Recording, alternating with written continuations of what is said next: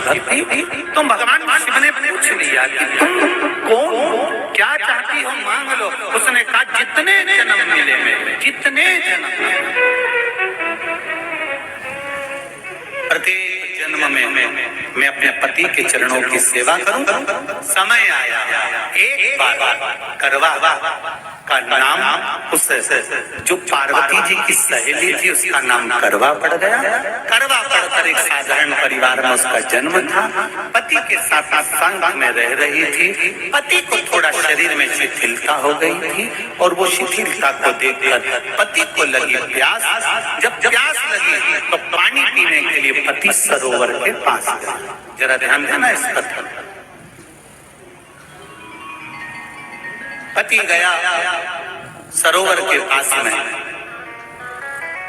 कई लोग करवा चौथ की बहुत हंसी उड़ाते हैं, माताओं की बड़ी हंसी उड़ाते हैं। उनसे निवेदन है मेरा, हमारे सनातन धर्म के जितने व्रत हैं, हमारे सनातन धर्म के इस भारत की भूमि से जितने नियम धर्म जितने निकले हैं, जितने व्रत निकले हैं, साधना निकली है, ये साधारण नहीं है। इसलिए बार बार कहते हैं चंदन है इस देश की माटी, तपोभूमि हर ग्राम है, हर बाला देवी की प्रतिमा, बच्चा बच्चा राम है। कोई साधारण नहीं, कोई अब पार्वती जी की वो सहेली का नाम जन्म लेते लेते लेते लेते एक बार करवा पड़ गया। पति थोड़ा सा शिथिल था, शरीर में थोड़ा रोग हो गया था। पानी पीने के लिए सरोवर पर गया। सरोवर में जैसे पानी पीने के लिए गया, एक मगर ने उस पति का पांव पकड़ लिया।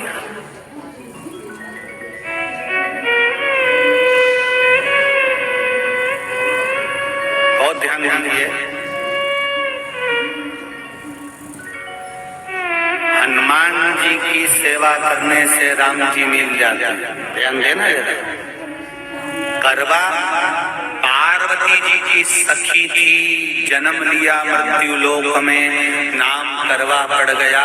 करवा चतुर्थी का व्रत करने से अखंड सौभाग्य हो जाता है। मात्र पार्वती जी की सहेली का व्रत।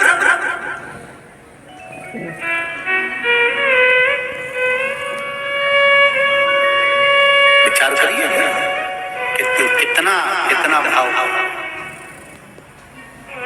ये सेवा का प्रमाण है।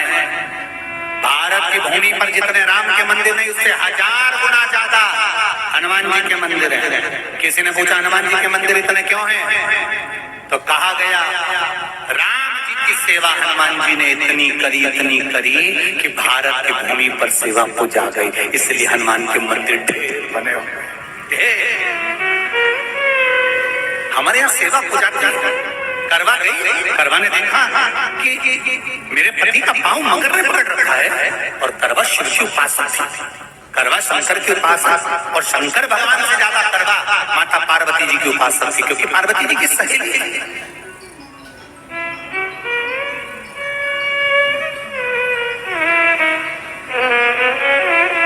पति का पांव खींच कर मगर पानी में लेकर जा रहा था।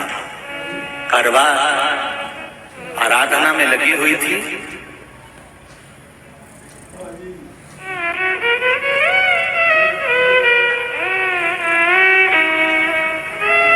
केवल करवा ने मिट्टी का एक गोल भाग ही बनाया था, जिस पर पार्वती जी का जो नीचे का पीठी का होती है उस पर शिवलिंग रखा था। केवल नीचे का भाग का निर्माण ही करा था, और करवा के कानों में शब्द पड़ गया।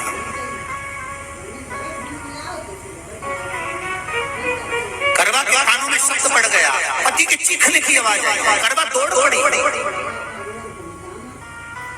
ये तो अब कैलेंडर में छपा हुआ करवा चौथ का फोटो आने लगा। नहीं तो पहले नियम था, दीवार पर बनाई जाती थी और वहां पूजन करी जाती थी। कई माताएं जानती होगी यहाँ पर आज भी, पहले दीवार पर बनती थी, पूरा परिवार की सौभाग्यवती नारियां वहां आकर पूजन करती थी एक जगह, फिर बाद में छत पर जाकर करवे का अर्घ दिया करती थी। ये नियम था। अब तो बना बनाया कागज आ जाता, उसको चिपका दो, पूजन कर लो, वो अलग प्रमाण। पर यहाँ करवा मट्टी का भाग का लेपन कर रही थी, और लेपन करते करते बस उस समय पर पति की आवाज आई, छोड़ा, करवा भागी। और शिव आराधना में लगी हुई करवा, पार्वती की आराधना में लगी हुई करवा भाग कर गई। पति को देखा तो मगर खींच कर ले जा रहा था, करवा ने अपना तीर फाड़ कर मगर की पूंछ को पकड़ कर खींचा।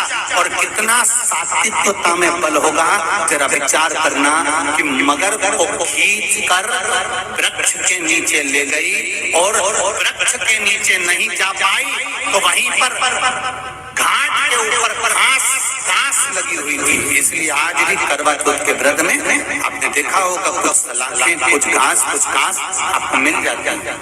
उससे एक घास से, मात्र एक घास, एक घास से उसने उस मगर को बांध दिया। मगर हिल नहीं पाया। यम के दूत आ गए इसके पति को मौत के गिलास ले जाने के लिए।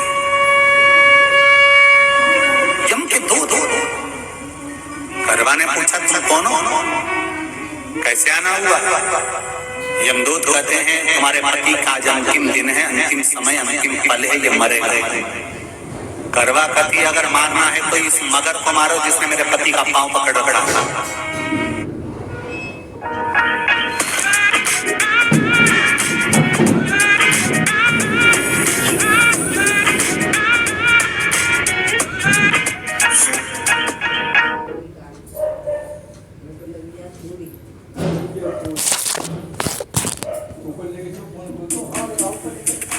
Wish my hair didn't look so dull.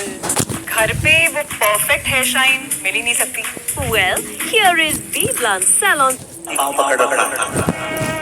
प्राण छोड़ना है तो इस मगर के छोड़िए, मेरे पति के तो प्राण आप ले जा नहीं सकते। करवा, हम अपने नियम को नहीं बदल सकते। तेरे पति की अंतिम सांसें हैं, वो मरेगा। मगर को अभी नहीं मरना है, मगर अभी कम से कम 9 महीना और जीवित रहेगा। इसका हमारे पास लेख है। करवा कहती है ऐसा हो।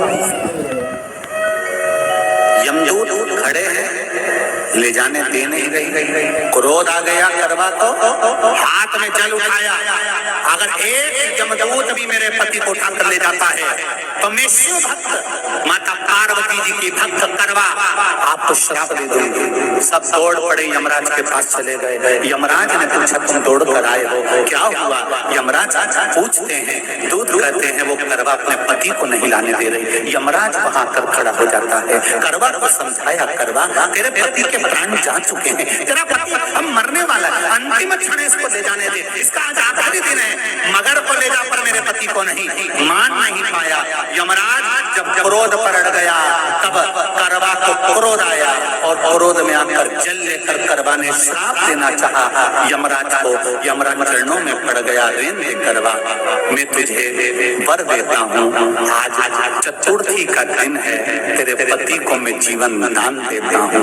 आज के दिन जो तेरे नाम से व्रत धारण करेगा उसका अखंड सौभाग्य स्वयं यमराज करेगा। स्वयं ये वो करवा चौथ का व्रत है। दुनिया के लोग भले हमारे सनातन धर्म पर उंगली उठाएं, दुनिया के लोग भले हंसें कि बताओ करवा चौथ का व्रत होता है, पति की पूजन करते हैं, कोई बोलता है, कोई बोलता है, पर सनातन धर्म की ये पहल, हमारे सनातन धर्म का ये आनंद सुख देने वाला।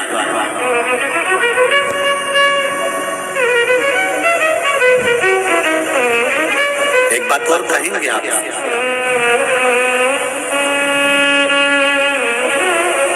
ये भारत की भूमि, ये मेरे हिंदुस्तान की भूमि सभ्यता और संस्कृति की देने वाली है। ये सिखाती है विदेशों को भी कि नारी को किस तरह से रहना चाहिए और उसका जीवन कैसा जीना चाहिए। ये दिखाती है कि एक नारी अपने पति को भी यम की कैद से छुड़ा कर ला सकती है। ये दिखाती है।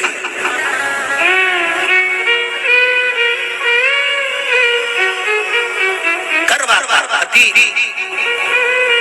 जो मगर ने पांव पकड़ रखा था, प्राण छूट रहे थे, वो करवा का पति जीवित रह गया। जीवित दौड़ कर गई, मट्टी का पात्र रखा था, मट्टी के पात्र में जल भर कर लाई अपने पति को, क्योंकि पानी पीने के लिए ही गया था। जल पीने के लिए गया था।